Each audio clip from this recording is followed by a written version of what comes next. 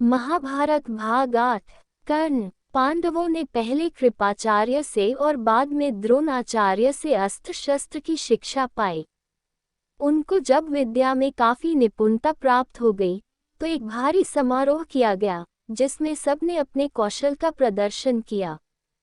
सारे नगरवासी इस समारोह को देखने आए थे। तरह तरह के खेल हुए और हर एक राजकुमार यही चाहता था कि वही सबसे बढ़कर निकले। आपस में प्रतिस्पर्धा बड़े जोर की थी, परंतु तीर चलाने में पांडुपुत्र अर्जुन का कोई सानी न था। अर्जुन ने धनुष विद्या में कमाल का खेल दिखाया। उसकी अद्भुत बतुरता को देखकर सभी दर्शक और राजवंश के सभी उपस्थित लोग दंग रह गए। ये देखकर दुर्योधन का मन ईर्ष्या से जलने लगा। अभी खेल हो ही रहा था कि इतने में रणभूमि के द्वार पर खम ठोंकते हुए एक रोवीला और तेजस्वी युवक मस्तानी चाल से आकर अर्जुन के सामने खड़ा हो गया। ये युवक और कोई नहीं, अधीर द्वारा पोषित कुंती पुत्र कर्ण ही था, लेकिन उसके कुंती पुत्र होने की बात किसी को मालूम न थी। रणभूमि में आते ही उसने अर्जुन को ललकारा, अर्जुन, जो भी करतब तुमने यहाँ दिखाए हैं उनसे बढ़कर कौशल में दिखा सकता हूँ। क्या तुम इसके लिए तैयार हो? इस चुनौती को सुनकर दर्शक मंडली में बड़ी खलबली मच गई, पर ईर्ष्या की आग से जलने वाले दुर्योधन को बड़ी राहत मिली। वह बड़ा प्रसन्न हुआ। उसने तपाक से कर्ण का स्वागत किया और उसे छाती से लगाकर बोला, कहो कर्ण, कैसे आए? बताओ, हम तुम्हारे लिए क्या कर सकते हैं? कर्ण बोला, राजन, मैं अर्जुन से द्वंद्व युद्ध और आपसे मित्रता करना चाहता हूँ। कर्ण की चुनौती को सुनकर अर्जुन को बड़ा तैश आया। वह बोला, कर्ण, सभा में जो बिना बुलाए आते हैं और जो बिना किसी के पूछे बोलने लगते हैं, वे निंदा के योग्य होते हैं। ये सुनकर कर्ण ने कहा, अर्जुन, यह उत्सव केवल तुम्हारे लिए ही नहीं मनाया जा रहा है। सभी प्रजाजन इसमें भाग लेने का अधिकार रखते हैं। व्यर्थ डींगे मारने से फायदा क्या? चलो, तीरों से बात कर लें।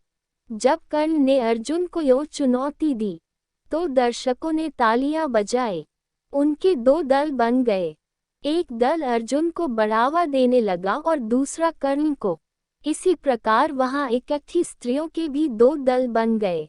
कुंती ने कर्ण को देखते ही पहचान लिया और भय तथा लज्जा के मारे मूर्छित सी हो गई। उसकी यह हालत देखकर विदुर ने दासियों को बुलाकर उसे चेत करवाया। इसी बीच कृपाचार्य ने उठकर कर्ण से कहा, अज्ञात वीर, महाराज पांडु का पुत्र और कुरुवंश का वीर अर्जुन तुम्हारे साथ द्वंद्व युद्ध करने के लिए तैयार है, किंतु तुम पहले अपना परिचय तो दो। तुम कौन हो? किसके पुत्र हो? किस राजकुल को तुम विभूषित करते हो?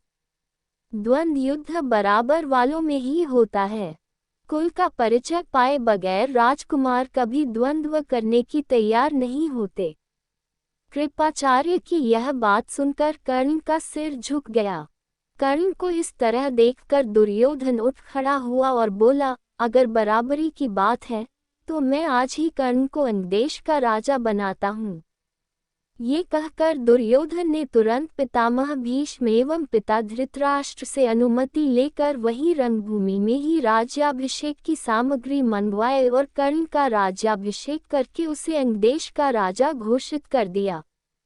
इतने में बूढ़ा सारथी अधीर, जिसने कर्ण को पाला था, लाठी टेकता हुआ और भय के मारे कांपता हुआ सभा में प्रविष्ट हुआ। कर्ण, जो अभी अभी अंगदेश का नरेश बना दिया गया था, उसको देखते ही धनुष नीचे रखकर उठ खड़ा हुआ और पिता मानकर बड़े आदर के साथ उसके आगे सिर नवाया। बूढ़े ने भी बेटा कहकर उसे गले लगा लिया। ये देखकर भीम खूब कह कहा मारकर हंस पड़ा और बोला, सारथी के बेटे, धनुष छोड़कर हाथ में चाबुक लो, चाबुक, वही तुम्हें शोभा देगा। तुम भला कब से अर्जुन के साथ द्वंद्व युद्ध करने के योग्य हो गए? ये सब देखकर सभा में खलबली मच गई। इस समय सूरज भी डूब रहा था। इस कारण सभा विसर्जित हो गई।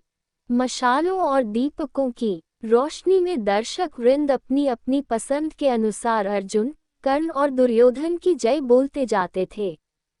इस घटना के बहुत समय बाद एक बार इंद्र बूढ़े ब्राह्मण के वेश में अंग नरेश कर्ण के पास आए और उसके जन्मजात कवच और कुंडलों की भिक्षा मांगी। इंद्र को डर था कि भावी युद्ध में कर्ण की शक्ति से अर्जुन पर विपत्ति आ सकती है। इस कारण कर्ण की ताकत कम करने की इच्छा से ही उन्होंने उससे ये भिक्षा मांगी थी। कर्ण को सूर्यदेव ने पहले ही सचेत कर दिया था कि उसे धोखा देने के लिए इंद्र ऐसी चाल चलने वाले हैं, परंतु कर्ण इतना दानी था कि किसी के कुछ मांगने पर वह मना कर ही नहीं सकता था। इस कारण ये जानते हुए भी कि भिखारी के वेश में इंद्र धोखा कर रहे हैं, कर्ण ने अपने जन्मजात कवच और कुंडल निकालकर भिक्षा में दे दिए। इस अद्भुत दानवीरता को देखकर इंद्र चकित रह गए। कर्ण की प्रशंसा करते हुए बोले, कर्ण, तुमसे मैं बहुत प्रसन्न हूँ। तुम जो भी वरदान चाहो मांगो। कर्ण ने देवराज से कहा, आप प्रसन्न हैं तो शत्रुओं का संहार करने वाला अपना शक्ति नामक शस्त्र मुझे प्रदान करें। बड़ी प्रसन्नता के साथ अपना वह शस्त्र कर्ण को देते हुए देवराज ने कहा, युद्ध में तुम जिस किसी को लक्ष्य करके इसका प्रयोग करोगे वह अवश्य मारा जाएगा, परंतु एक ही बार तुम इसका प्रयोग कर सकोगे। तुम्हारे शत्रु को मारने के बाद यह मेरे पास वापस आ जाएगा। इतना कहकर इंद्र चले गए। एक बार कर्ण को परशुराम जी से ब्रह्मास्त्र सीखने की इच्छा हुई, इसलिए वह ब्राह्मण के वेश में परशुराम जी के पास गया और प्रार्थना की कि उसे शिष्य स्वीकार करने की कृपा करें। परशुराम जी ने उसे ब्राह्मण समझकर शिष्य बना लिया। इस प्रकार छल से कर्ण ने ब्रह्मास्त्र चलाना सीख लिया। एक दिन परशुराम कर्ण की जांघ पर सिर रखकर सो रहे थे। इतने में एक काला भौरा कर्ण की जांघ के नीचे घुस गया और काटने लगा। कीड़े के काटने से कर्ण को बहुत पीड़ा हुई और जांघ से लहू की धारा बहने लगी, पर कर्ण ने इस भय से कि कहीं गुरुदेव की नींद न खुल जाए, जांघ को जरा भी हिलाया डुलाया नहीं। जब खून से परशुराम की देह भीगने लगी तो उनकी नींद खुली। उन्होंने देखा कि कर्ण की जांघ से खून बह रहा है। ये देखकर परशुराम बोले, बेटा सच बताओ तुम कौन हो। तब कर्ण असली बात न छिपा सका। उसने स्वीकार कर लिया कि वह ब्राह्मण नहीं बल्कि सूत पुत्र है।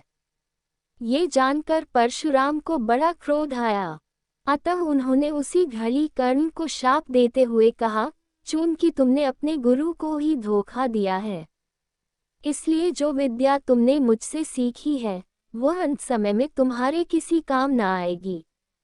ऐन वक्त पर तुम उसे भूल जाओगे और रणक्षेत्र में रथ का पहिया पृथ्वी में धंस जाएगा। तुम्हारे परशुराम जी का ये शाप झूठा न हुआ। जीवन भर कर्ण को उनकी सिखाई हुई ब्रह्मास्त्र विद्या याद रही, पर कुरुक्षेत्र के मैदान में अर्जुन से युद्ध करते समय कर्ण को वह याद न रही। दुर्योधन के घनिष्ठ मित्र कर्ण ने अंत समय तक कौरवों का साथ न छोड़ा। कुरुक्षेत्र के युद्ध में भीष्म तथा आचार्य द्रोण के आहत हो जाने के बाद दुर्योधन ने कर्ण को ही कौरव सेना का सेनापति बनाया था। कर्ण ने 2 दिन तक अद्भुत कुशलता के साथ युद्ध का संचालन किया। आखिर जब शापवश उसके रथ का पहिया जमीन में धंस गया और वह धनुष बाण रखकर जमीन में धंसा हुआ पहिया निकालने का प्रयत्न करने लगा, तभी अर्जुन ने उस महारथी पर प्रहार किया। माता कुंती ने जब ये सुना तो उसके दुख का पार न रहा। द्रोणाचार्य भाग 9। आचार्य द्रोण महर्षि भरद्वाज के पुत्र थे। पांचाल नरेश का पुत्र हुपद भी द्रोण के साथ ही भरद्वाज आश्रम में शिक्षा पा रहा था। दोनों में गहरी मित्रता थी। कभी कभी राजकुमार द्रुपद उत्साह में आकर द्रोण से यहाँ तक कह देता था कि पांचाल देश का राजा बन जाने पर मैं आधा राज्य तुम्हें दे दूंगा। शिक्षा समाप्त होने पर द्रोणाचार्य ने कृपाचार्य की बहन से ब्याह कर लिया। उससे उनके एक पुत्र हुआ, जिसका नाम उन्होंने अश्वत्थामा रखा। द्रोण अपनी पत्नी और पुत्र को बड़ा प्रेम करते थे। द्रोण बड़े गरीब थे। वह चाहते थे कि धन प्राप्त किया जाए और अपनी पत्नी व पुत्र के साथ सुख से रहा जाए। उन्हें खबर लगी कि परशुराम अपनी सारी संपत्ति गरीब ब्राह्मणों को बांट रहे हैं, तो भागे भागे उनके पास गए, लेकिन उनके पहुंचने तक परशुराम अपनी सारी संपत्ति वितरित कर चुके थे और वन गमन की तैयारी कर रहे थे। द्रोण को देखकर वह बोले, ब्राह्मण श्रेष्ठ, आपका स्वागत है, पर मेरे पास जो कुछ था वह मैं बांट चुका हूँ। अब यह मेरा शरीर और धनुर्विद्या ही है। बताए, मैं आपके लिए क्या करूँ? तब द्रोण ने उनसे सारे अस्त्रों के प्रयोग तथा रहस्य सिखाने की प्रार्थना की। परशुराम ने ये प्रार्थना स्वीकार कर ली और द्रोण को धनुर्विद्या की पूरी शिक्षा दे दी। का कुछ समय बाद राजकुमार द्रुपद के पिता देहावसान हो गया और दुपन राजगद्दों पर बैठा। द्रोणाचार्य को जब द्रुपद के पांचाल देश की राजगद्दी पर बैठने की खबर लगी, तो ये सुनकर वह बड़े प्रसन्न हुए और राजा द्रुपद से मिलने पांचाल देश को चल पड़े। उन्हें गुरु के आश्रम में द्रुपद की लड़कपन में की गई बातचीत याद थी। सोचा, यदि आधा राज्य न भी देगा तो कम से कम कुछ धन तो जरूर ही देगा। यह आशा लेकर द्रोणाचार्य राजा द्रुपद के पास पहुंचे और बोले, मित्र द्रुपद, मुझे पहचानते हो न? मैं तुम्हारा बालपन का मित्र द्रोण हूँ। ऐश्वर्य के मद में मता हुए राजा द्रुपद को द्रोणाचार्य का आना बुरा लगा और द्रोण का अपने साथ मित्र का सा व्यवहार करना तो और भी अखरा। वह द्रोण पर गुस्सा हो गया और बोला, ब्राह्मण, तुम्हारा यह व्यवहार सज्जनोचित नहीं है। मुझे मित्र कहकर पुकारने का तुम्हें साहस कैसे हुआ? सिंहासन पर बैठे हुए एक राजा के साथ एक दरिद्र प्रजाजन की मित्रता कभी हुई है? तुम्हारी बुद्धि कितनी कच्ची है। लड़कपन में लाचारी के कारण हम दोनों को जो साथ रहना पड़ा, उसके आधार पर तुम द्रुपद से मित्रता का दावा करने लगे। दरिद्र की धनी के साथ, मूर्ख की विद्वान के साथ और काय की वीर के साथ मित्रता कहीं हो सकती है? मित्रता बराबरी की हैसियत वालों में ही होती है। जो किसी राज्य का स्वामी न हो, वह राजा का मित्र कभी नहीं हो सकता। द्रुपद की इन कठोर गर्वोक्तियों को सुनकर द्रोणाचार्य बड़े लज्जित हुए और उन्हें क्रोध भी बहुत आया। उन्होंने निश्चय किया कि मैं इस अभिमानी राजा को सबक सिखाऊंगा और बचपन में जो मित्रता की बात हुई थी, उसे पूरा करके चैन लूंगा। वह हस्तिनापुर पहुंचे और वहां अपनी पत्नी के भाई कृपाचार्य के यहाँ गुप्त रूप से रहने लगे। एक रोज हस्तिनापुर के राजकुमार नगर से बाहर कहीं गेंद खेल रहे थे कि इतने में उनकी गेंद एक कुएं में जा गिरी। युधिष्ठिर उसको निकालने का प्रयत्न करने लगे, तो उनकी अंगूठी भी कुएं में गिर पड़ी। सभी राजकुमार कुएं के चारों ओर झांक झांक कर देखने लगे, पर उसे निकालने का उपाय उनको नहीं सूझता था। एक कृष्ण वर्ण का ब्राह्मण मुस्कुराता हुआ ये सब चुपचाप देख रहा था। राजकुमारों को उसका पता नहीं था। राजकुमारों को अचरज में डालता हुआ वह बोला, राजकुमारों, बोलो, मैं गेंद निकाल दूं तो तुम मुझे क्या दोगे? ब्राह्मण श्रेष्ठ, आप गेंद निकाल देंगे तो कृपाचार्य के घर आपकी बढ़िया दावत करेंगे। युधिष्ठिर ने हंसते हुए कहा। तब द्रोणाचार्य ने पास में पड़ी हुई सीख उठा ली और उसे पानी में फेंका। सीख गेंद को ऐसे जाकर लगी जैसे तीर और फिर इस तरह लगातार कई सीखें वे कुएं में डालते गए। सीखें एक दूसरे के सिरे से चिपकती गई। जब आखिरी सीख का सिरा कुएं के बाहर तक पहुंच गया, तो द्रोणाचार्य ने उसे पकड़कर खींच लिया और गेंद निकल आई। सब राजकुमार आश्चर्य से यह करतब देख रहे थे। उन्होंने ब्राह्मण से विनती की कि युधिष्ठिर की अंगूठी भी निकाल दीजिए। द्रोण ने तुरंत धनुष चढ़ाया और कुएं में तीर मारा। पल भर में बाण अंगूठी को अपनी नोक में लिए हुए ऊपर आ गया। द्रोणाचार्य ने अंगूठी युधिष्ठिर को दे दी। ये चमत्कार देखकर राजकुमारों को और भी ज्यादा अचरज हुआ। उन्होंने द्रोण के आगे आदरपूर्वक सिर नवाया और हाथ जोड़कर पूछा, महाराज, हमारा प्रणाम स्वीकार कीजिए और हमें अपना परिचय दीजिए कि आप कौन हैं। हम आपकी क्या सेवा कर सकते हैं, हमें आज्ञा दीजिए। द्रोण ने कहा, राजकुमारों, ये सारी घटना सुनाकर पितामह भीष्म से ही मेरा परिचय प्राप्त कर लेना।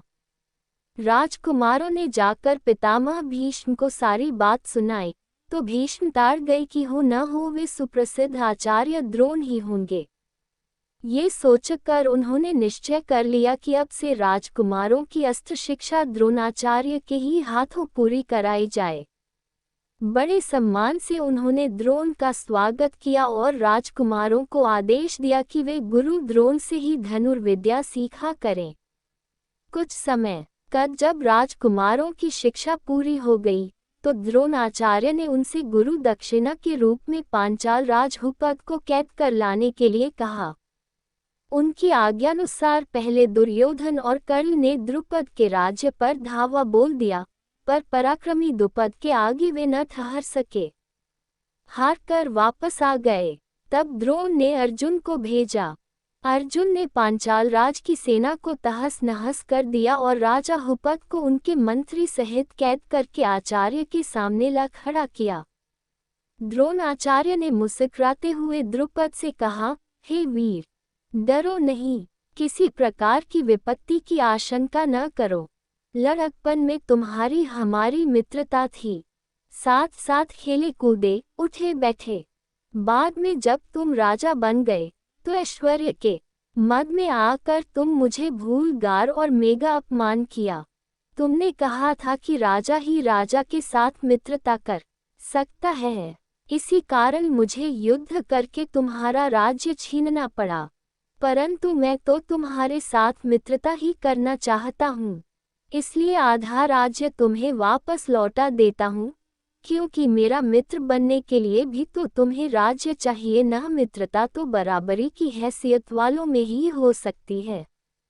द्रोणाचार्य ने इसे अपने अपमान का काफी बदला समझा और उन्होंने द्रुपद को बड़े सम्मान के साथ विदा किए। इस प्रकार राजा द्रुपद का गर्व चूर हो गया, लेकिन बदले से वृणा दूर नहीं होती। किसी के अभिमान को ठेस लगने पर जो पीड़ा होती है उसे सहन करना बड़ा। नमस्ते दोस्तों, आज हम आपके लिए महाभारत भाग 8 और 9 लेकर आए हैं। अगर आपको वीडियो पसंद आया तो वीडियो को लाइक करें और चैनल को सब्सक्राइब करें ताकि इस तरह की वीडियो का नोटिफिकेशन आप पर सबसे पहले पहुंचे।